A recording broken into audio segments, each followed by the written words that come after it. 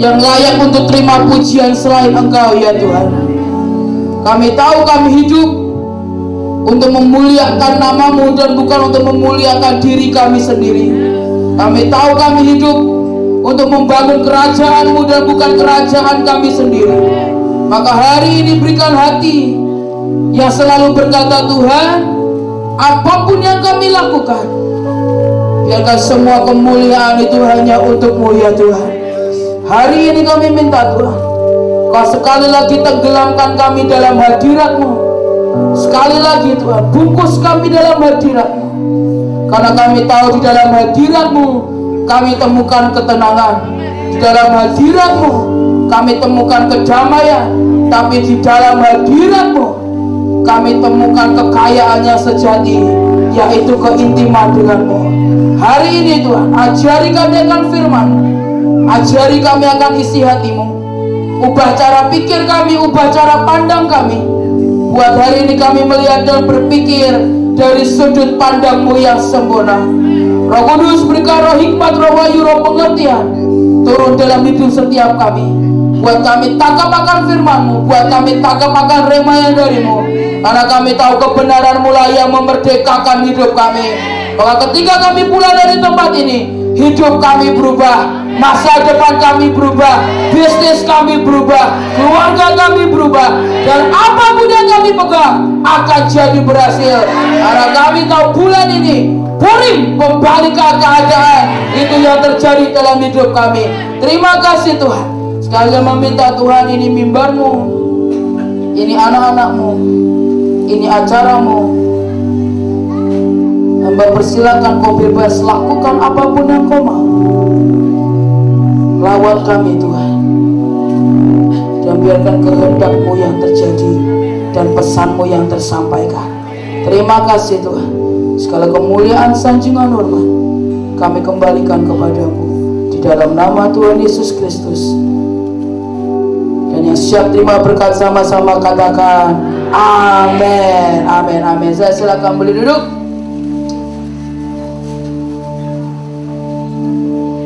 Wah jauh ya saudara ya kalau saya di sini ya.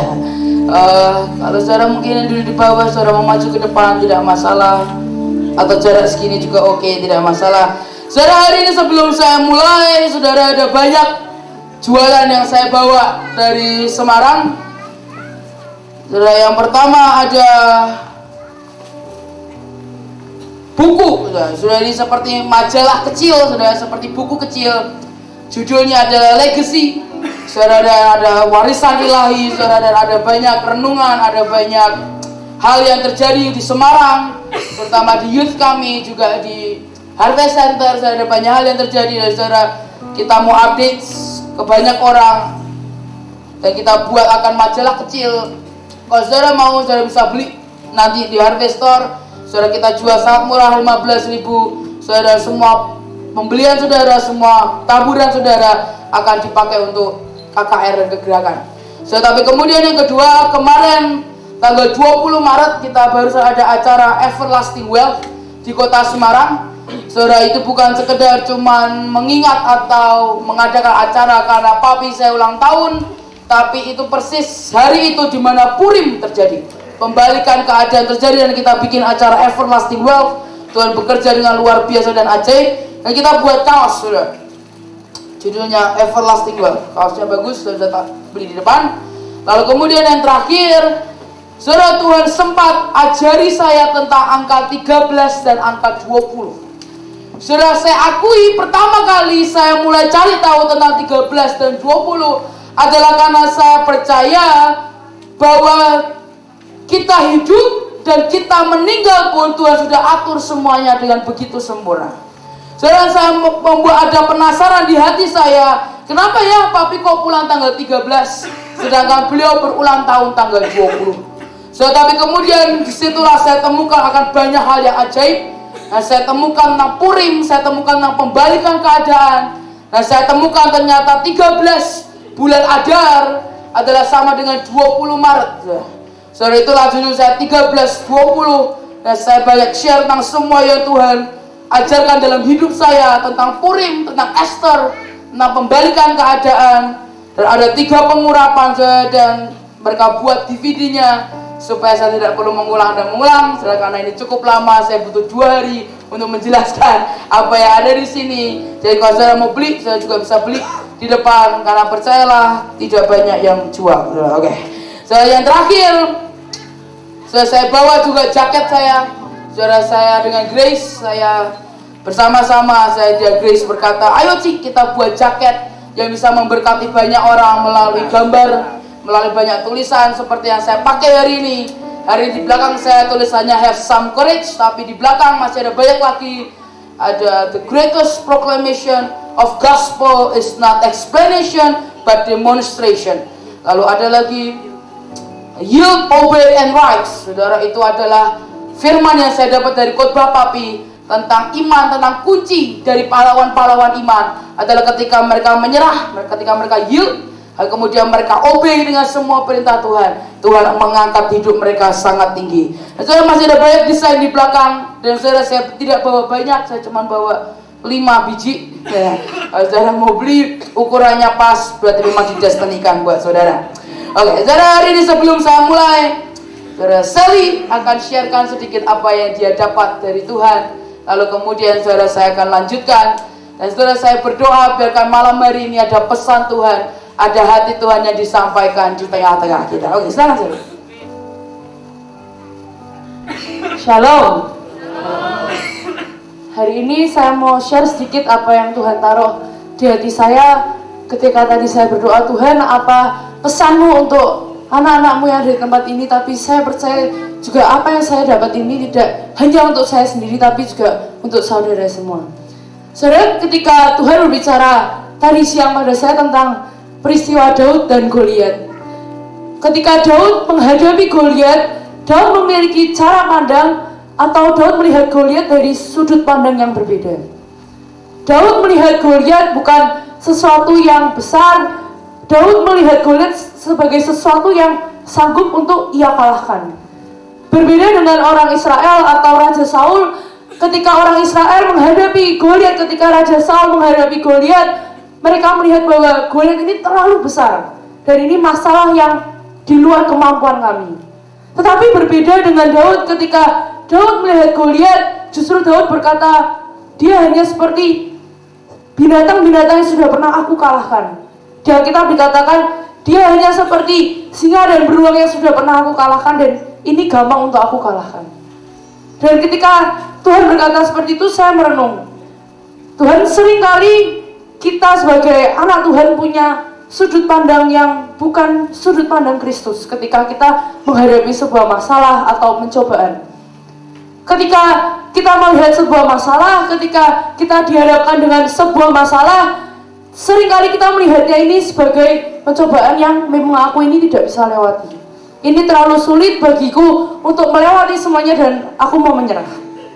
Dan saya pun mengalami ketika dulu saya masih sekolah dengan pelajaran fisika, kimia, biologi, dan segala pelajaran yang ada, dan saya merasa pelajaran itu terlalu sulit dan saya tidak bisa kerjakan ulangan yang akan datang.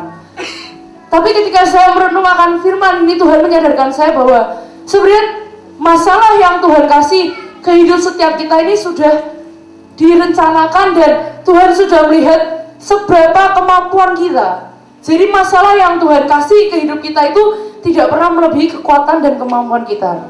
Saudara, saya teringat akan khotbah Cisasa. Dulu Cisasa pernah khotbah seperti ini. Pencobaan yang Tuhan kasih ke setiap hidup kita itu customize. Jadi si A mungkin ke tingkat kesulitannya 10, si B tingkat kesulitannya 20, si C mungkin 30. Tapi itu dibuat berbeda-beda buat setiap orang dengan melihat kemampuannya itu seperti apa. Dan Daud ketika melihat Goliat ini, Daud mengerti bahwa Tuhan berarti melihat aku ini punya potensi yang besar untuk bisa mengalahkan si Goliat. Padahal kalau dibandingin ya saudara, ketika Daud melawan singa dan beruang itu dengan Daud melawan Goliat itu sangat berbeda. Saya pernah dengar itu Goliat itu tingginya 3 meter. Saya bayangin ya, mungkin tinggi sekali, dan singa dan beruang mungkin juga besar dan gede gitu ya badannya, tapi tidak setinggi dan sebesar Goliat. Tapi dan saya Tuhan berkata seperti ini saudara, ketika kita ini dihadapkan ke satu masalah, kemudian ke masalah yang lain, sebenarnya Tuhan itu mau mengupgrade, Tuhan itu mau kita itu next level. Contoh gampang saudara di HP, kalau kita download game apa aja biasanya ada level 1, 2, 3, 4 dan seterusnya sampai bahkan ada 100, 200. Dan dari level 1 ke level 2 pasti tingkat kesulitannya berbeda. Dan tingkat kesulitannya pasti lebih sulit di level yang kedua. Sama dengan kita ketika kita sekolah ke tingkat SD, SMP, SMA, ketika dari SD kita ke SMP, pasti pelajaran yang kita pelajari akan lebih sulit di SMP dibandingkan di SD. Sama juga halnya dengan kuliah, dari semester 1 ke semester 2 pasti lebih sulit semester 2. Tapi di situ sebenarnya kita sedang di-upgrade dan Tuhan mau kita next level. Tuhan tidak mau kita hanya stuck di situ, Tuhan mau kita next level dan sampai kita nanti akhirnya bisa menaklukkan segala hal yang bahkan hal tersulit pun kita bisa taklukkan itu. Tapi tergantung gimana cara kita melihat atau memandang sebuah masalah tersebut. Kalau kita memandang masalah tersebut dengan cara pandang kita, ya kita akan dengan gampang kita akan menyerah. Tuhan, aku selesai dengan kehidupanku karena masalah ini terlalu berat. Tapi ketika kita melihat masalah itu dari cara pandang Kristus, dari cara pandang Tuhan, kita akan mengerti bahwa Tuhan mau aku next level. Dan Tuhan tidak pernah menciptakan masalah untuk kita stuck di dalamnya atau kita terjebak di dalamnya. Tapi Tuhan mau kita keluar dari zona nyaman kita, keluar dari kebiasaan kita, dan kita melangkah ke sesuatu yang baru. Tapi saudara, dibutuhkan kita untuk melihat itu dengan cara pandang Kristus dan bukan dengan cara pandang kita sendiri. Saudara, hari ini saya percaya masalah apapun yang saudara hadapi, masalah apapun yang saya lewati hari ini, bukan hanya untuk kita berhenti sampai di sini. Tapi saya percaya Tuhan akan membawa kita dari keajaiban demi keajaiban, ada mujizat-mujizat yang Tuhan bahkan menyatakan lebih besar dari sebelumnya. Tapi dibutuhkan cara pandang kita untuk terus melihat dengan cara pandang Yesus. Dan hari ini saya percaya Tuhan sudah sediakan yang ajaib, dan Tuhan mau kita terus melangkah, dan Tuhan mau kita terus berkemenangan. Amin. Siapa yang percaya berkata amin. Siapa yang percaya berkata amin. Amin. Boleh sekali lagi beri kemuliaan bagi nama Tuhan.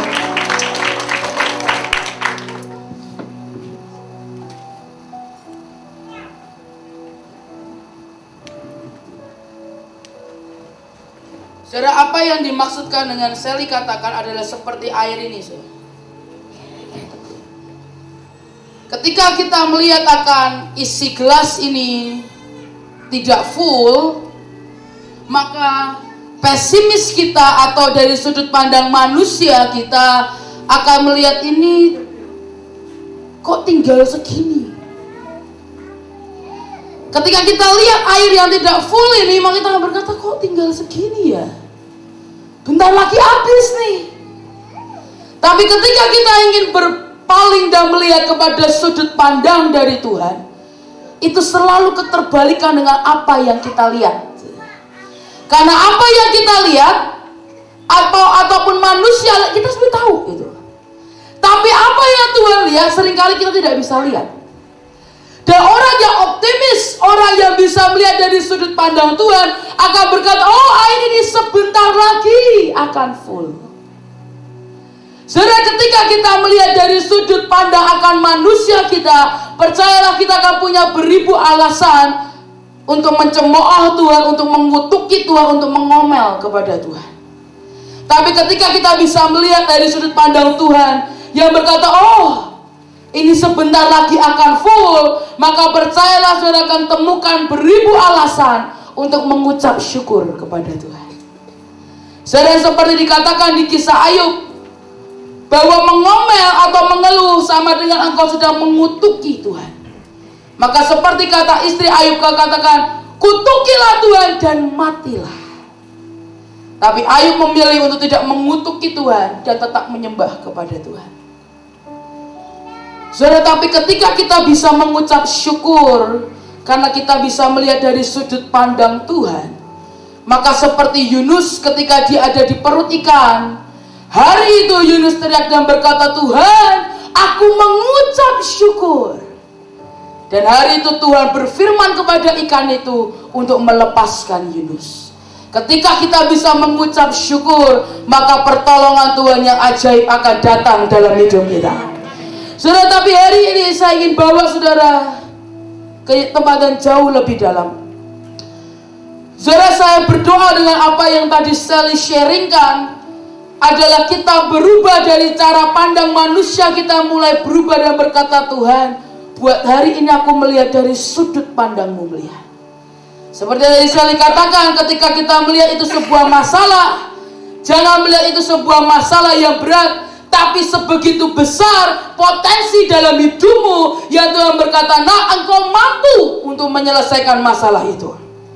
Soalnya karena ini yang sering kali terjadi, karena iblis akan berusaha untuk membuat kita berpikir, oh ini masalah, Tuhan jahat, Tuhan tidak adil, Tuhan lebih dari kekuatanku, ini masalah tidak akan pernah selesai, ini masalah tidak akan pernah ada ujungnya, ini akan jadi kutuk dalam hidupku.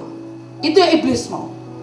Tapi sebenarnya yang Tuhan mau sesuai dengan firman Tuhan dikatakan, Tuhan tidak pernah mencobai kita lebih dari kekuatan kita. Artinya kalau hari ini masalah kita begitu berat, Tuhan mau berkata, nak, itu tidak melebihi kekuatanmu. Dan saudara harus melihat bahwa sebegitu besar, sebegitu hebat saudara di mata Tuhan. Sampai Tuhan bisa memberikan masalah yang begitu berat.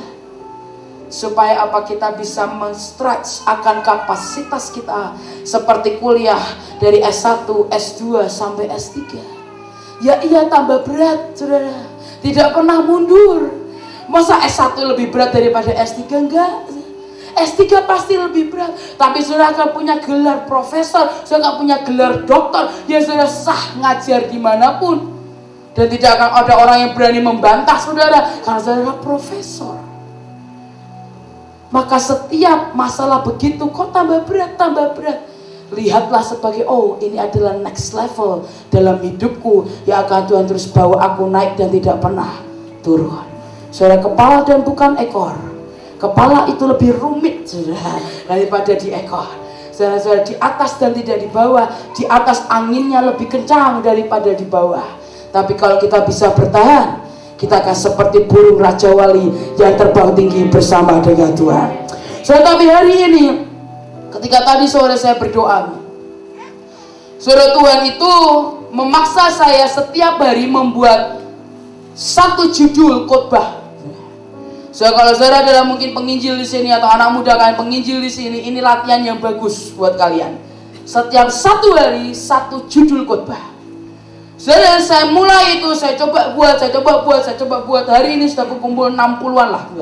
Karena sering kali saya tidak dapat, saya ngeblank atau lagi sibuk main sama Jet, lagi sibuk main dengan keponakan, terus saya lupain firman sering kali sometimes. Tapi saya coba kumpulkan sebanyak mungkin dan saya terkumpul 60. Ketika saya bingung, saya akan buka catatan saya dan saya akan nge-scroll sampai bawah. Dan sering kali ada banyak judul yang saya sendiri belum dalami. Tapi ketika tadi sore saya ada di hotel yang begitu enak, saya ada di kamar mandi, tempat paling nyaman saya sedang membuang semua yang kotor. Saya scroll HP saya satu persatu. Saudara, kebiasaan kita di kamar mandi, apa sih yang bikin puk kita lama? Karena buka Instagram. Tapi saya tidak buka Instagram, saya scroll akan note saya. Karena saya tahu malam ini saya harus sampaikan pesan. Saya scroll. Ketika saya scroll ke yang paling bawah, tiba-tiba keluar akan statement yang dari itu saya tulis cuma berkata, unity itu bukan tentang keragaman, bukan tentang kesamaan, tapi tentang perbedaan yang bisa menjadi satu dalam Tuhan. Saudara, kemudian saya cari akan ayatnya dan saya tahu ini yang mengubah cara pandang saya tentang unity. Karena selama ini di pikiran saya unity adalah harus sama-sama tiap hari. Kalau perlu 24 jam harus sama-sama unity. Tapi ketika saya bacakan firman ini, itu mengubah cara pikir saya dari cara pikir manusia saya, ini berubah menjadi cara pikir Kristus. Dan saya berdoa malam hari ini, saudara juga diubahkan. Mari buka sama-sama di Efesus 4, ayat yang kedua sampai ayat yang ke-7.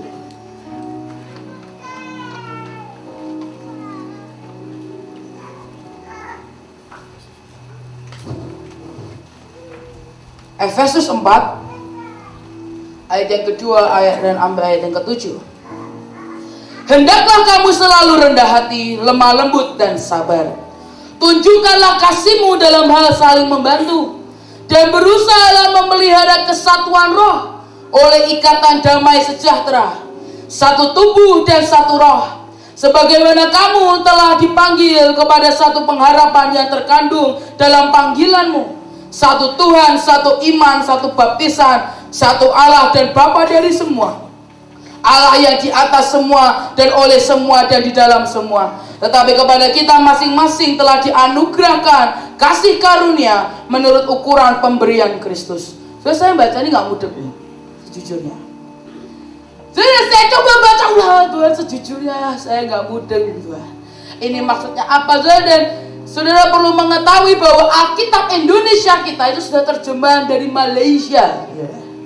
Jadi bahasa Malaysia itu sedikit membingungkan dan diterjemahkan tambah bingung. Dan akhirnya saya coba buka di terjemahan The Message, dan ini yang membuat saya mengerti, oh ternyata maksudnya seperti ini. Tapi karena bahasa Malaysia, saudara, jadi runyam semua, susah untuk mengerti. Dan saya sudah terjemahkan buat saudara. Di terjemahan The Message dikatakan, dan camkanlah bahwa kamu melakukan ini dengan kerendahan hati dan kedisiplinan, bukan hanya di awal saja, tetapi dengan tekun, saling mengasihi satu dengan yang lain, tanggap dalam memperhatikan perbedaan, dan cepat dalam menangani perselisihan. Saudara, dikatakan quick at mending fences juga artinya kalau ada saudara kita yang salah, maka dengan buru-buru kita coba bantu untuk menutupi atau membantu saudara kita supaya tidak bolong. Tapi kata quick at mending fences juga artinya kalau kita berantem dengan saudara kita, dengan cepat kita memperbaiki hubungan, dengan cepat kita kembali lagi rukun. Tapi kemudian firman-Nya berkata kita semua dipanggil untuk berjalan di jalan yang sama, di arah tujuan yang sama. Maka teruslah bersama-sama, baik lahiriah maupun batiniah. Itu maksudnya tubuh, jiwa, dan roh. Kita harus terus bersama-sama. Dan dikatakan engkau punya satu Tuhan, satu imam, satu baptisan, satu Tuhan, dan satu Bapa. Siapapun dirimu dan apapun yang kamu pikirkan, lakukanlah itu dan harus meresap dengan namanya kesatuan. Kemudian firman Tuhan berkata, tapi bukan berarti kita semua harus terlihat sama, berbicara sama, dan berlaku sama. Karena kemurahan Tuhan, setiap kita diberi karunia-Nya masing-masing. Paham ya? Saya mulai ngerti kan? Tadi yang awal saya juga ngerti gitu. Tapi ketika saya baca ini, oh saya mulai paham bahwa salah satu perintah Tuhan dalam hidup kita, kita harus unity satu dengan yang lain. Tapi unity bukan berarti kita harus terlihat sama, berlaku sama, atau bahkan berbicara sama. Tapi unity adalah ketika kita punya kerendahan hati, punya kedisiplinan dalam hati kita, integritas, dan punya pengasihan mengasihani satu dengan yang lain meskipun kita berbeda. Saya mau ulangi saja. Unity bukan berarti kita harus terlihat sama, berlaku sama, atau berbicara sama. Tapi unity adalah ketika kita punya kerendahan hati, kedisiplinan, dan mengasihi satu dengan yang lain meskipun kita berbeda. Tetapi seringkali yang kita mau adalah unit itu harus sama, harus bareng-bareng 24 jam. Sejujurnya ini yang saya tahu bahwa dalam keluarga pun belum tentu ada unity. Kelihatannya kita 24 jam selalu bersama, tapi tidak ada rasa mengasihani satu dengan yang lain. Kita nggak punya unity. Tapi ada lagi yang unity, kelihatannya di Instagram, oh best friend forever. Cheers to one more year of friendship. Atau jangan pamer di Instastory, wah ini keluarga, AOD. Jadi satu, segenap seragam, heart and soul. Tapi di hati saudara, doain aja nggak pernah.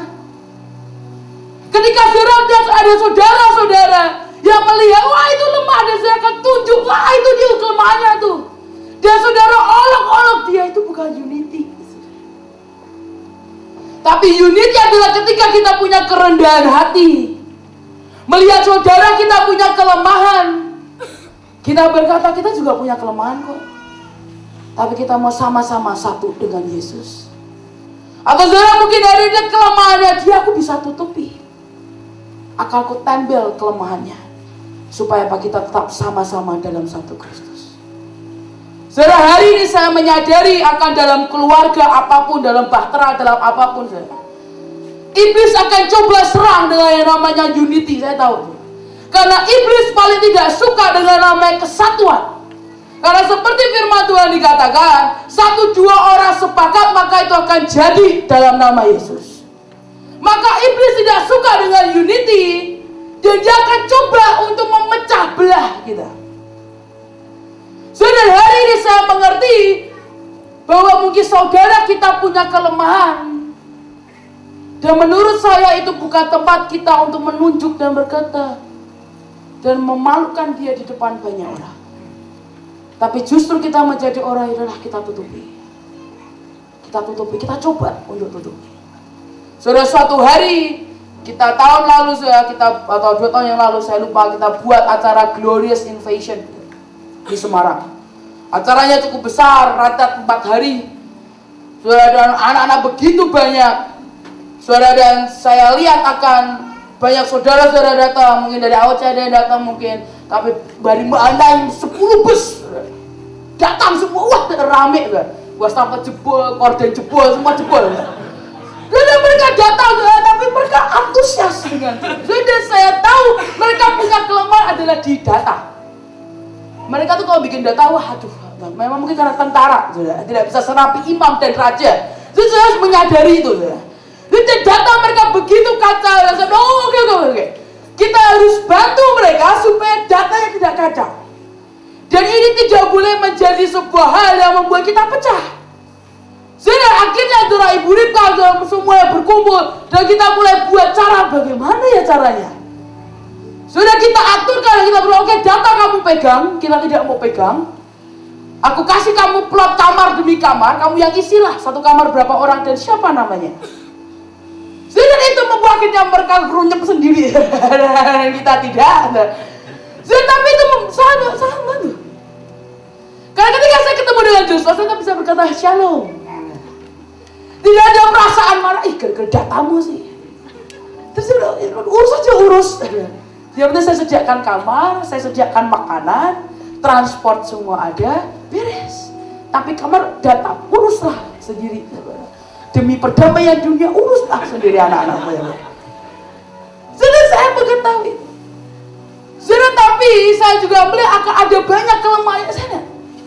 Tapi sisi lain dari kelemahan, saya juga melihat kekuatan dari pasukan Mahanaim. Saya melihat dari mana mereka, saudara.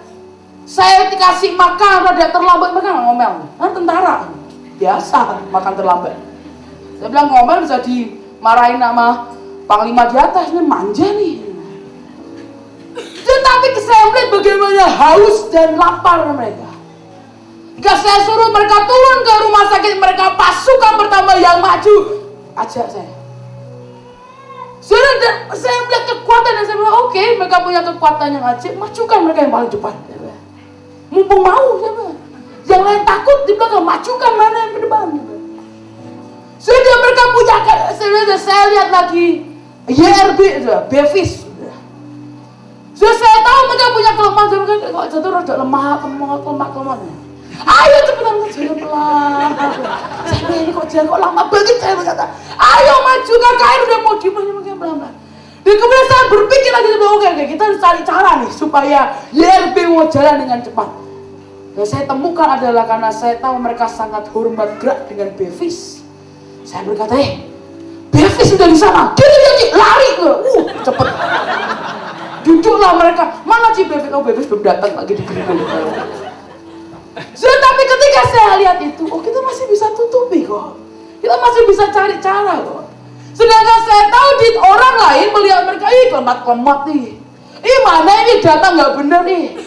Jadi kita cuma 7.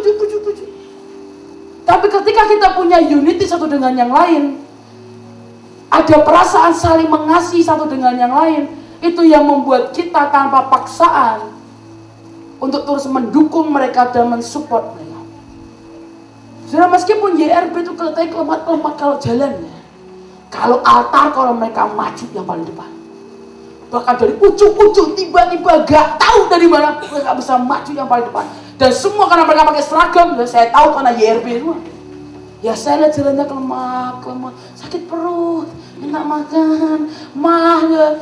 Tapi ketika altar, kalau mereka maju yang paling depan. Sudah setiap kali kita hamba Tuhan takut kalau altar kau tidak ada yang maju, kita akan tanya YRB di mana? Nah, setiap altar kau mereka akan maju ke depan. Ya. Oh YRB sudah siap. Ya. Tapi mereka memang, mereka tahu mereka punya banyak masalah dan mereka perlu panggilan Tuhan. Saya mereka lari yang paling depan. So YRB itu, sudah pernah ada retret TRA di Bekasi. Saya saksi itu. Kita selesai sesi itu sekitar jam 10. Mereka doa sampai jam 1 pagi. Jam 4 pagi sudah doa lagi. YRB. Saya ayolah, udah tinggal aja. Saya nggak kuat deh. Joshua aja. Yang dengan mainan tentara kuat sudah ikut Bevis pelayanan 3 hari. Belenek deh. Dia bilang, Sa, kalau kamu mau kasih anakmu buat training sama Bevis, kasih. Saya aja gak kuat. Kenapa? Bayangin saat kita selesai KKR jam 11 malam, kita udah capek banget, tapi Bevis masih marahin kita. Dan dia tahan kita sampai benar-benar hadirat Tuhan sangat kuat sampai jam 12. Dan jam 4, saya bayangin jam 4 kita harus bangun. Dan kalau kita tidak nyanyi dengan hati, Bevis akan berkata, kamu tidak menginginkan Tuhan, lebih baik kamu pulang. Bevis. Dan hari itu dia tekuk-tekuk. Dia bilang, kalau malam hari ini kita tidak doa, padahal besoknya paginya itu ada KKN. Tapi jam 4 pagi dibangun itu. Dia bilang, kalau pagi ini tidak ada hadirat Tuhan, batalin tuh KKN. Dia menurunin sifat dari Kong Yusak, berani. Dan saya tanya, Bevis, kamu beneran berani? Berani. Dan semua anaknya tahu akan keberanian Bevis. Jadi jam 4 pagi berkadang ke Tuhan. Habis mereka capek. Tapi saya itu sebuah kekuatan yang ajaib. Tapi kalau kita terus melihatkan sisi dari kelemahannya, saudara percayalah, saudara akan lihat lemahnya terus. Dan lama-kelamaan saudara akan menjadi orang yang menjudge mereka, tanpa saudara melihat akan kekuatan dalam hidup mereka. Saudara, unity adalah ketika kita beragam, kita punya banyak perbedaan, tapi kita punya satu visi, satu tujuan, satu Tuhan, dan satu Tuhan. Unity adalah ketika kita berbeda-beda, kita punya panggilan yang berbeda-beda, kita punya kelemahan yang berbeda-beda, kita punya kekuatan yang berbeda-beda, tapi satu yang sama adalah kita menyembah Tuhan yang sama. Adalah kita membuat unit adalah ketika kita punya satu visi, satu tujuan, satu Tuhan, dan satu Tuhan. Saudara percayalah, ketika unity itu benar-benar jadi satu, seperti nyanyian Mazmur Daud, ketika kita menjadi satu, maka seperti minyak itu turun di atas kepala dan turun ke janggut. Karena unity itu menarik akan urapan Tuhan. Saudara, dan saya alami ini adalah dengan junior. Saudara, kita saudara ber-12 orang. Saudara, otomatis kita punya banyak perbedaan. Saudara, karakter Joshua, karakter Bevis, karakter saya, karakter AL, karakter Stephen, karakter Cikesha, karakter banyak, itu sangat berbeda. Dan kita saling bertolak belakang, percayalah. Saudara, Stephen seringkali dengan semua kepintarannya, dia punya cara ngomong tersendiri, dia punya cara mengajar sendiri, dia punya cara mengatur sendiri. Kalau kau saudara lihat Lala, saudara akan melihat sebagai putri Indonesia yang begitu cantik, dengan halus, dengan kalau dia ngomong tidak pernah, nah itu AL. Lala tuh yang tenang, dia Lalu punya keanggunan tersendiri. Dia kalau ngomong tertata rapi semuanya oke. Tapi ketika saudara lihat AL hari ini dengan semua motivasinya, dengan semua firmannya, dia mulai jadi artis terkenal. Hari ini dia masuk global TV dan sebagainya lah. Dia hari ini punya followernya banyaknya luar biasa. Dia akan ngomong beda. Tapi kalau saudara lihat akan Joshua, saudara melihat sesuatu yang berbeda lagi ketika dia bicara, seakan-akan itu membangkitkan api yang di dalam kita. Saya berkali-kali dia godain anak saya, dia bilang, ini bukan youth fire, ini youth water, ini youth water. Dan anak saya setiap kali lihat Joshua, mereka teriak, kita bukan youth water, kita youth fire. Saya justru punya, ketika dia bisa membangkitkan akan iman dan kepedean lah. Dan kemudian saudara lihat Bevis akan identik dengan lawatan. Hidup untuk lawatan. So, kita punya cara yang berbeda-beda. Karena saudara lihat si Kesha men-sharingkan, saudara akan lihat yang berbeda lagi. Dia akan ngomong dengan sangat tertata rapi, terstruktur, terorganisir, dan seperti seorang pemimpin yang bicara kepada anaknya dan mengarahkan dengan jelas. Tapi suatu hari, setiap kali ada acara Batra, junior naik. Kita seringkali bingung.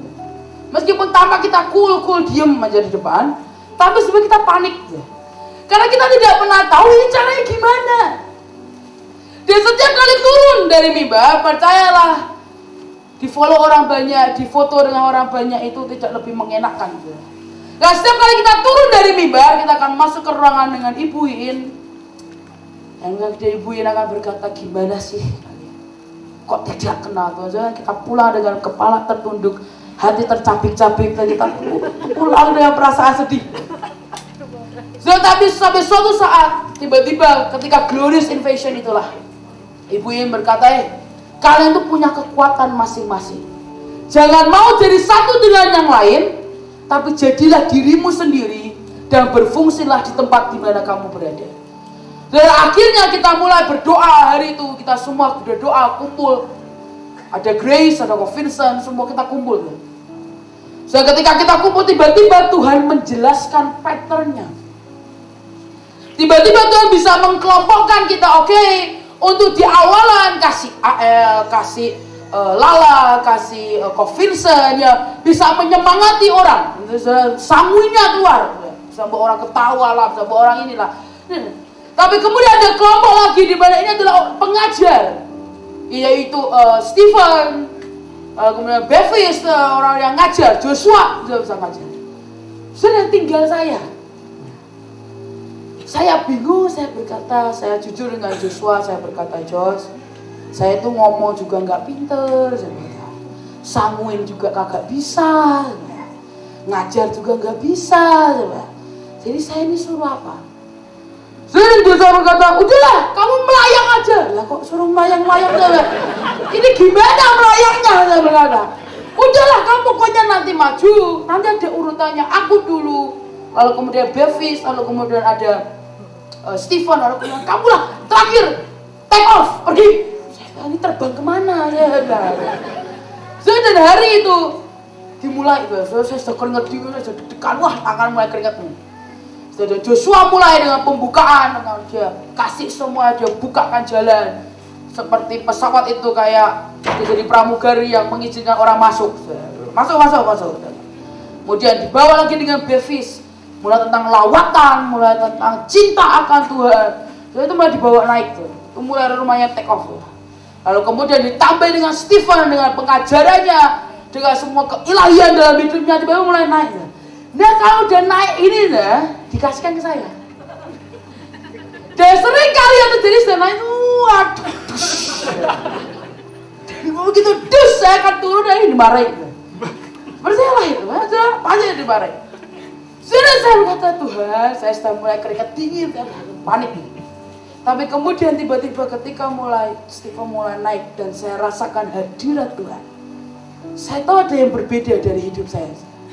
Saya tahu ketika saya ada di mimbar dengan semua hadirat Tuhan dan saya yang ada di kursi jemaat completely different. Ketika saya di atas mimbar, saya bisa tahu roh Tuhan yang menggerakkan semua apapun yang keluar dari mulut saya. Roh Tuhan bisa menggerakkan apapun yang keluar dari tangan saya. Dan dia gerakkan saya, dan saya cuma seperti boneka. Ikut aja. Sudah, dan tanpa saya sadar itu menjadi kekuatan dalam hidup saya. Take off. Landingnya nanti saya kasih ke Stephen, saya kasih ke Bevis, ke Joshua. Smooth. Balik. Sudah, ketika ini kuncinya. Ketika kita mengerti di mana kekuatan kita dan kita berdiri di tempat di mana kita seharusnya berfungsi dengan unity, maka yang ilahi itu yang akan terjadi. So, karena yang saya alami adalah ketika mereka pulang dari Glorious Invasion, hampir ratusan anak muda mengabdikan hidupnya dan menjadi radikal untuk Tuhan. So, dan ketika kami, ini kuncinya. Dan itu membuat akhirnya hari ini ketika kita pergi ke suatu tempat dan ada junior, saudara, maka kita berkata, oke lah, gampang, Joshua dulu di awal, Bevis, Stephen, selesai take off. Kamu punya altar kok sepuasmu, gitu ya. Iya, gak perlu ngomong kan? Iya sih, saya kata. Karena sudah altar kok gak perlu ngomong banyak. Karena apa? Kita cuma ketika altar kok, saya cuma tinggal mengalirkan akan kuasa roh Tuhan dan bahkan sudah tidak perlu pegang mic. Tapi ketika itu saya mengerti, ketika unity itu terjadi, bukan cuma sekedar kita selalu bersama-sama, tapi ketika kita bisa berdiri di tempat di mana kita berfungsi, itu membuat setan susah untuk memecah belah kita. Karena seringkali kenapa kok orang Kristen itu suka sikut-sikutan?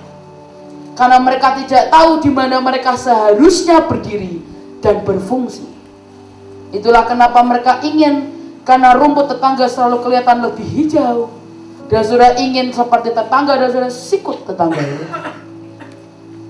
Tapi ketika saudara bisa berdiri di tempat di mana saudara bisa berfungsi, unity terjadi dan Purim terjadi.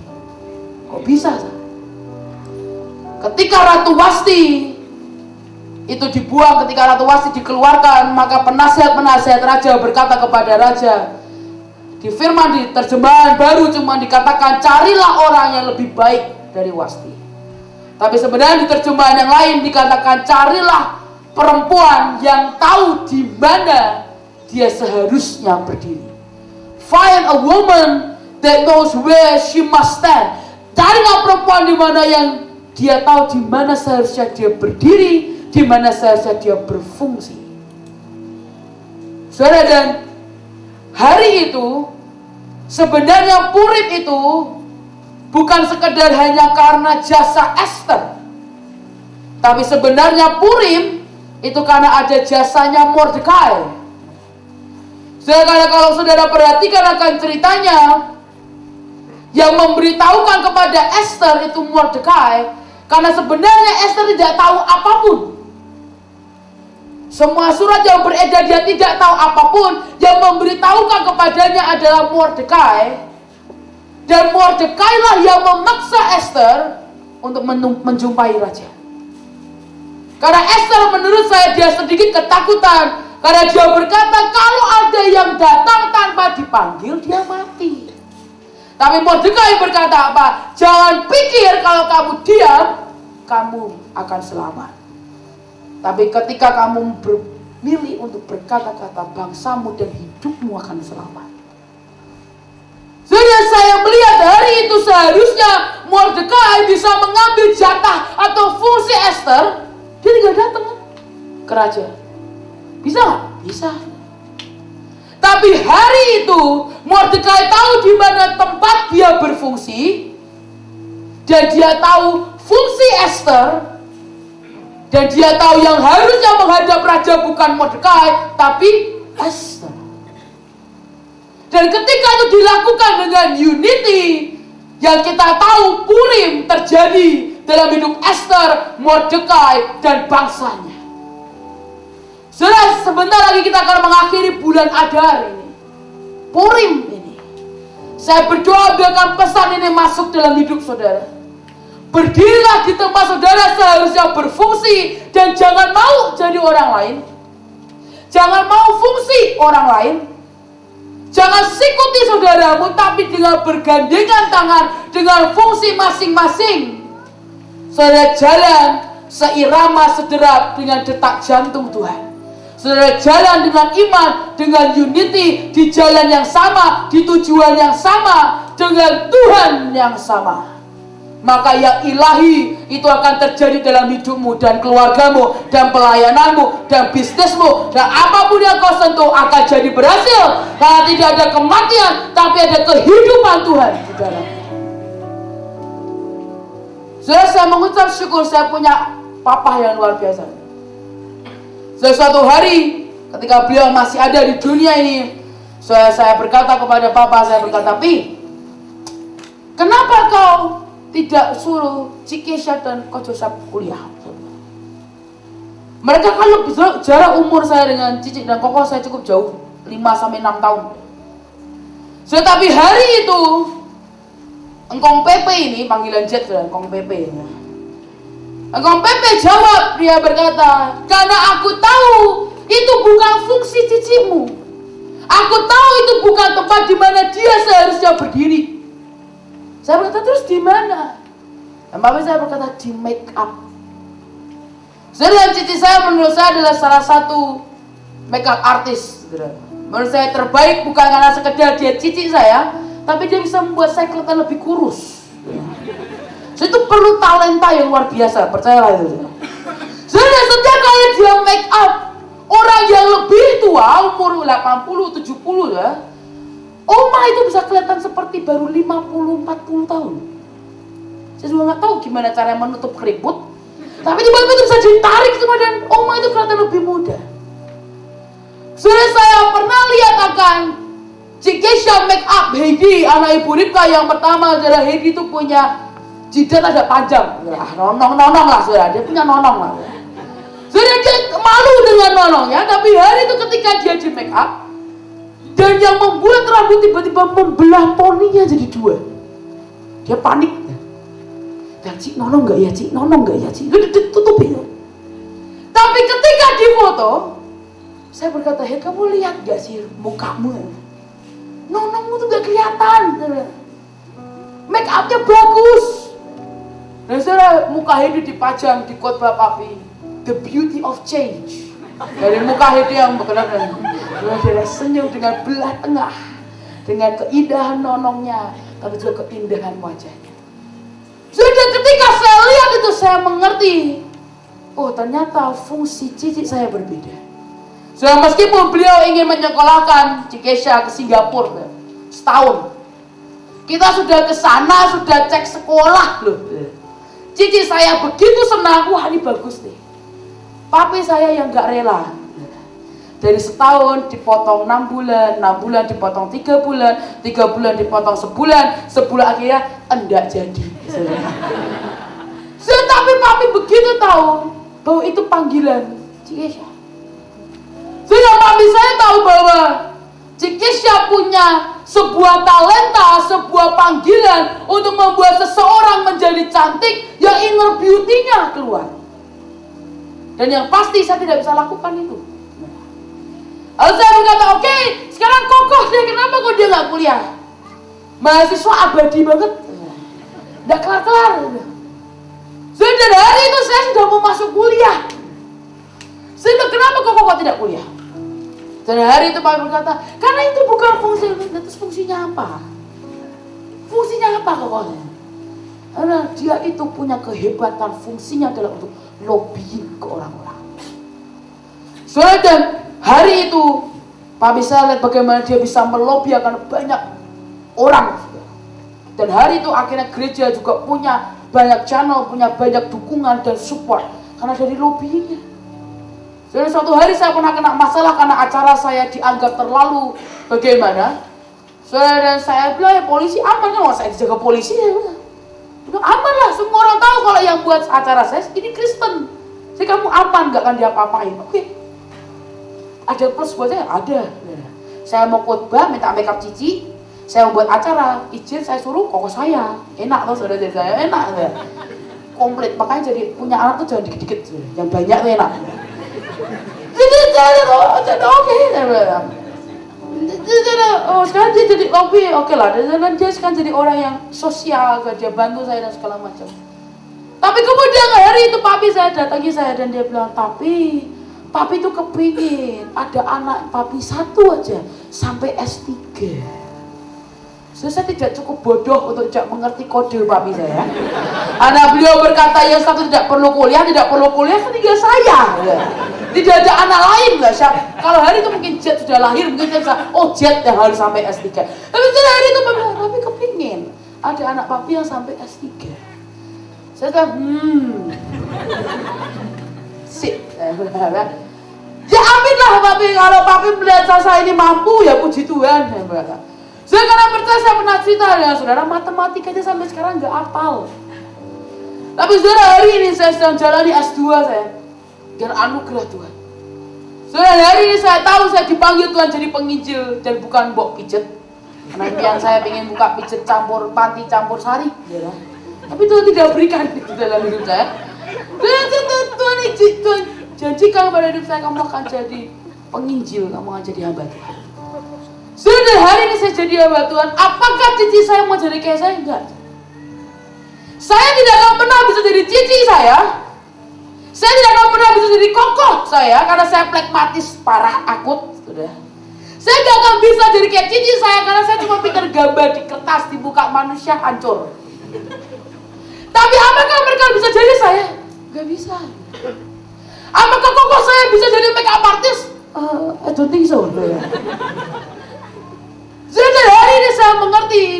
Dan ketika kita bertiga berkumpul dan kita berdiri di fungsi kita masing-masing, saya tahu ada unity tanpa perlu selfie. Oh, unity, family forever.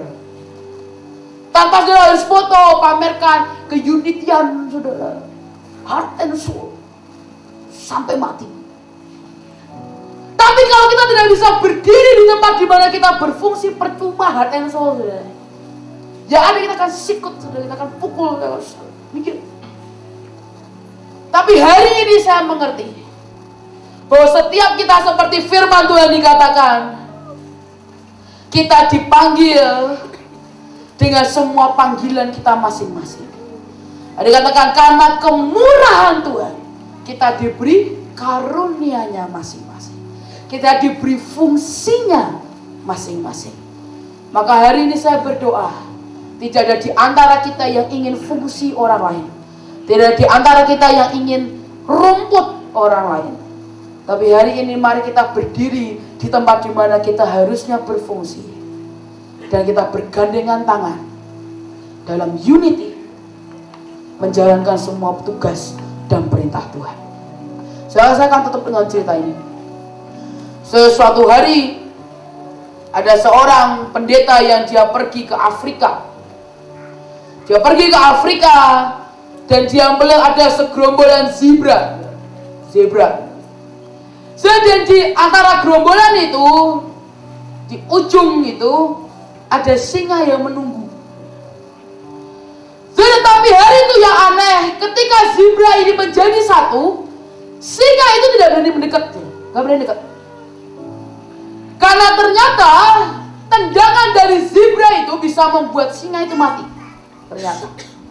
Tapi kemudian dia melihat ada satu zebra, dikatakan lonely zebra, pergi menjauh sedikit saja dari gerombolan itu. Terkam langsung diterkam. Dan dia menjadi tidak berdaya dan zebra jadi makan siang.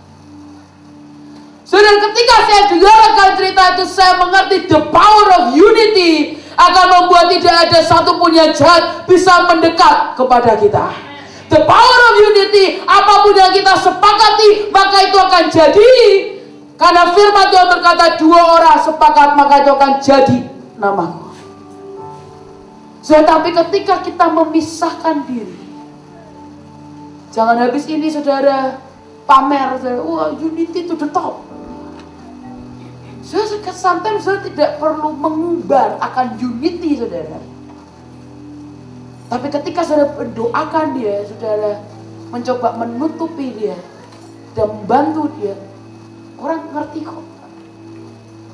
Sudah hari ini saya tahu banyak orang yang mengatakan, wah ini tidak unity sama mamanya.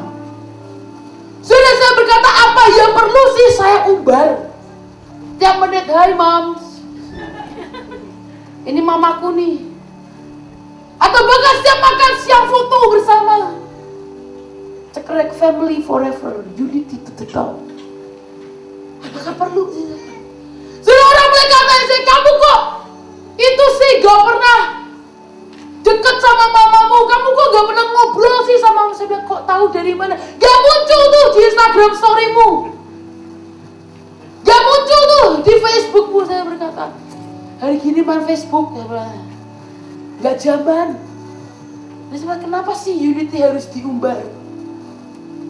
Padahal itu semuanya tentang hati kita dan kerendahan hati kita. Unity bukan terlihat dari apa yang tampak di luar, tapi unity tentang di dalam kita, kualitas di dalam kita yang bisa merendah dan mendoakan dan mengasihi saudara-saudara kita meskipun kita berbeda. Saudara, hari ini saya sungguh berdoa, jangan biarkan di antara kita pamer, sekedar pamer, oh unity, sekedar ada di mulut tapi tidak pernah ada di hati. Sehari saya sungguh berdoa buat semua keluarga saudara, pelayanan saudara, atau mungkin gereja saudara, atau apapun lah itu.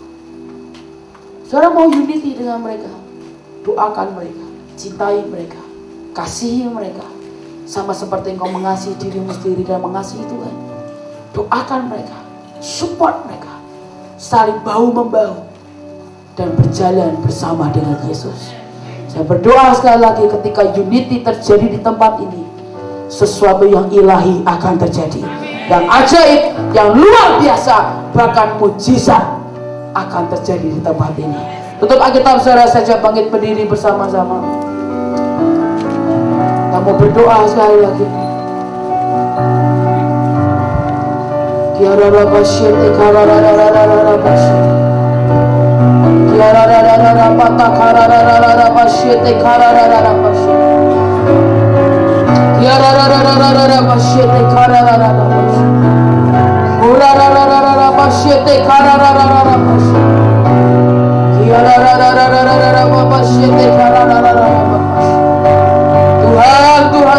Tuhan.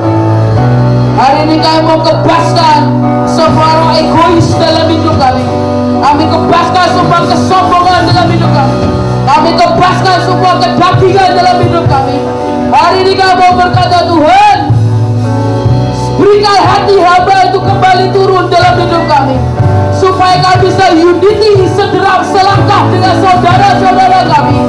Ajari kami untuk tidak menjudge, untuk tidak menghakimi, tapi bahu-membahu bersama-sama menyelesaikan apa yang menjadi perintah Tuhan.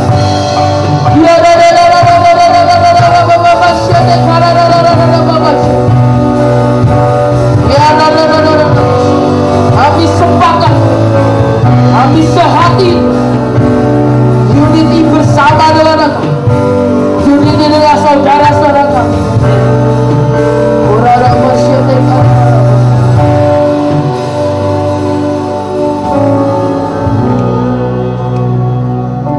Sudah ada beberapa nama yang itu muncul di hatimu, yang itu adalah saudaramu, yang itu adalah temanmu. Saudara, hari ini kita mau doakan mereka.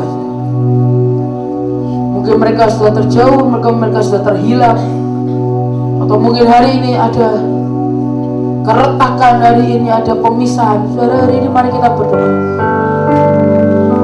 Mari kita doakan mereka. Kita minta Tuhan, bawa mereka kembali Tuhan. Bawa mereka kembali. Karena basyete karara basyete. Kiarara basyete.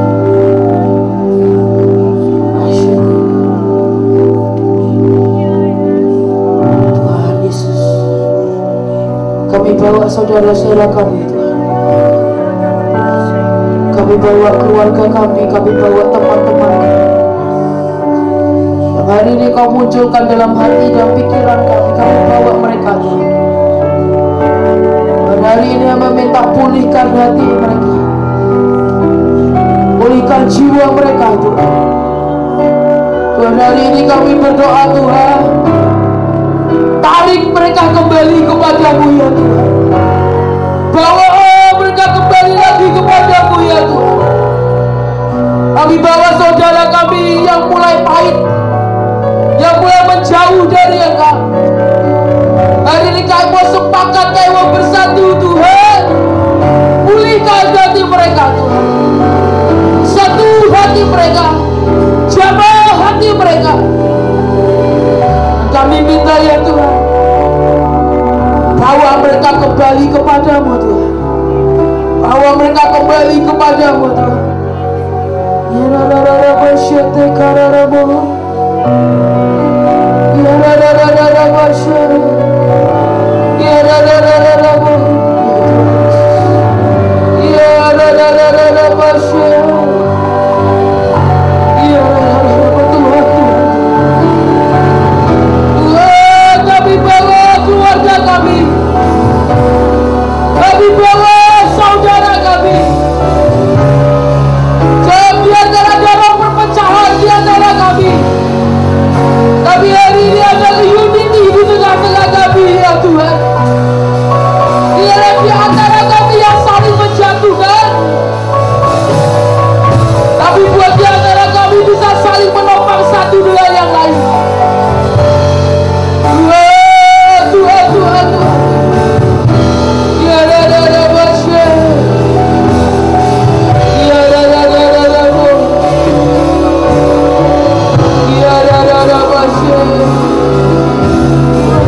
Tuhan, Tuhan, Tuhan. Ada basya teka. Ya rapata karabo. Sekara rapata karara. Ya basya. Ya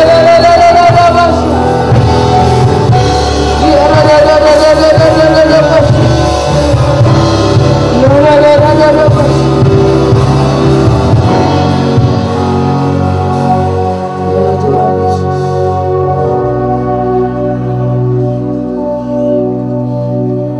Hari ini kami juga minta perbaiki hati kami Tuhan. Hati kami yang mulai rusak, hati kami yang mulai pahit. Tuhan, mungkin hari ini ada banyak kekecewaan kami dengan saudara kami. Tapi hari ini kami minta pulihkan hati kami Tuhan. Ubah hati kami. Ya Tuhan Yesus, biarkan tidak ada roh kemarahan dan kepahitan lagi dalam hidup kami. Ya Tuhan Yesus.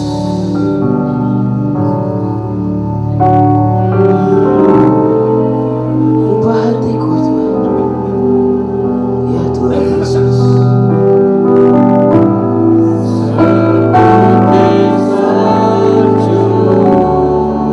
Jangan sekedar nyanyi, tapi bicara ke Tuhan.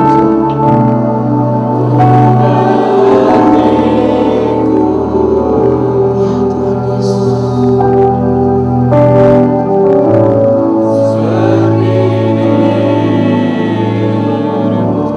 Sekali lagi katakan, ubah hatiku.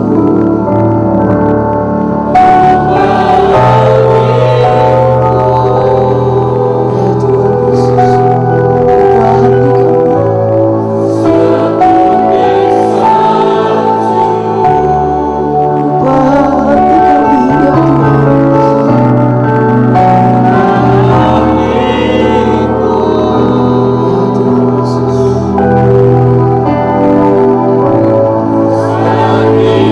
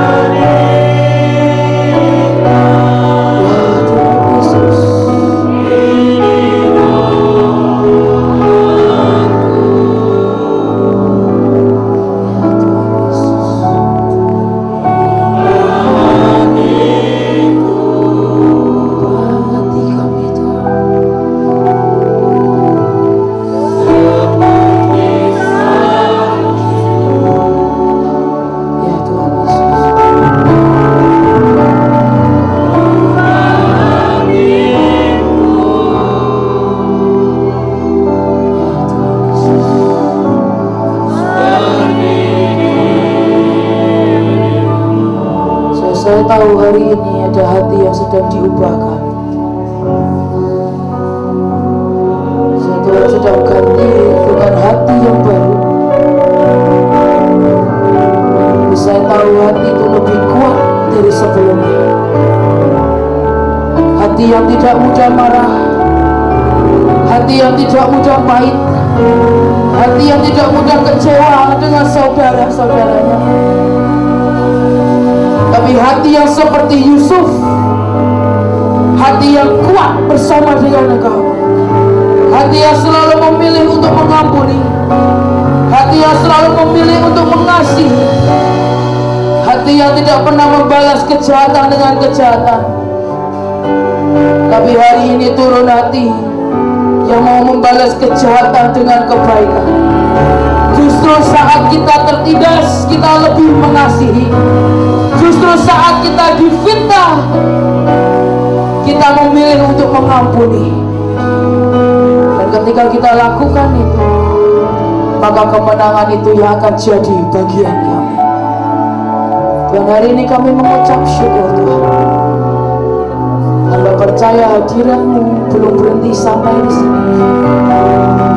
Bahkan saat nanti kami pulang, saat kami di kamar kami masing-masing, terus beresi hati kami, beresi sampai ke akar hati kami, supaya tidak ada lagi kepahitan, tidak lagi kemarahan, tapi ada kerendahan hati dan ada unity di tengah-tengah kami. Terima kasih Tuhan. Segala kemuliaan, sanjungan hormat hamba kembalikan kepadamu di dalam nama Tuhan Yesus Kristus. Dan setiap yang sudah diubahkan sama-sama katakan amin.